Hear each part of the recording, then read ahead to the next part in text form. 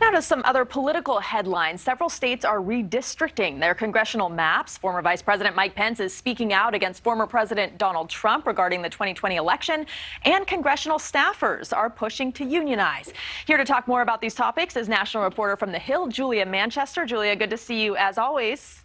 Thank you for having me, Redistricting. So I want to begin tonight with the sometimes confusing but important topic of redistricting those congressional maps, particularly in North Carolina and Alabama. In North Carolina, the Supreme Court has rejected a congressional map that favored the GOP, and in Alabama, the Supreme Court restored a voting map that said a lower court said hurt black voters. Can you explain?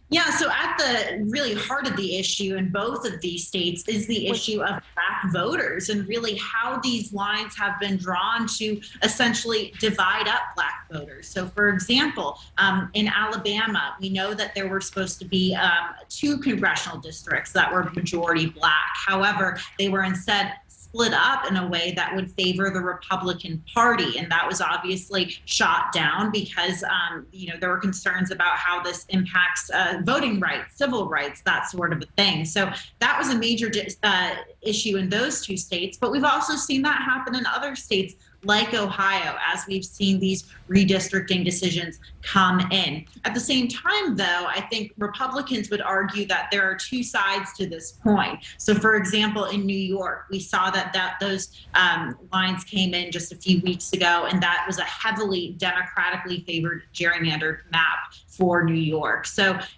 definitely 2 sides of this. But when it comes to Alabama and North Carolina, we know that the black vote in the Southeast is a very powerful constituency, particularly for the Democratic Party. And it seemed from the way those lines were drawn that there was some strategy to sort of divide up that constituency.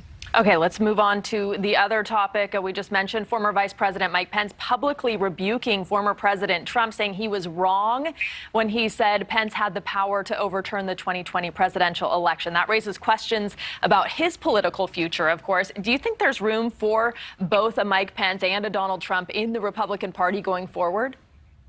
I think the midterm campaigns will tell us a lot about whether there's room for both of them. I think these are 2 figures you're going to see hit the campaign trail for Republicans running across the country. I think the question that Republicans have to ask themselves, though, is that do they want to be spending their time talking about the issue of election integrity or, the 2020 election? This is something that Donald Trump brings up on his own during a time when inflation is sky high under a Democratic president. There are obviously foreign policy issues as well for the Biden administration. Many ways for Republicans to really hit the Biden administration, but Donald Trump seems to be fed up or very much focused on the 2020 election. So I think that's what Republican voters have to answer. Do they want someone who's going to be, focusing more on policy or someone on an election that happened 2 years ago?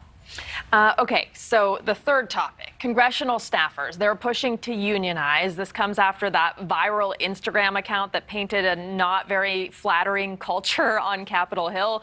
The president supports this idea.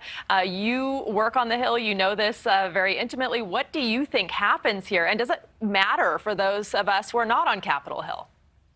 It's hard to say what happens here because we know that on Capitol Hill, there are 535 lawmakers, and all those lawmakers have staffs. So those are potentially thousands of people. In addition to that, you have 2 different political parties on Capitol Hill. One political party is very much in favor of unionizing, while the other is very much against it. So the way congressional staffs work is the management is sort of up to the lawmakers. So it's hard to see how this would be implemented on Capitol Hill when so much of, staff pay and that kind of a thing falls to the lawmaker. So it's hard for me to see how this works. However, in the House, I could see something like this being passed because Democrats have a clear-cut majority. However, in the Senate, they would need 60 votes to pass that resolution. They don't have those 60 votes. We've heard a lot of Republican senators speaking out about this.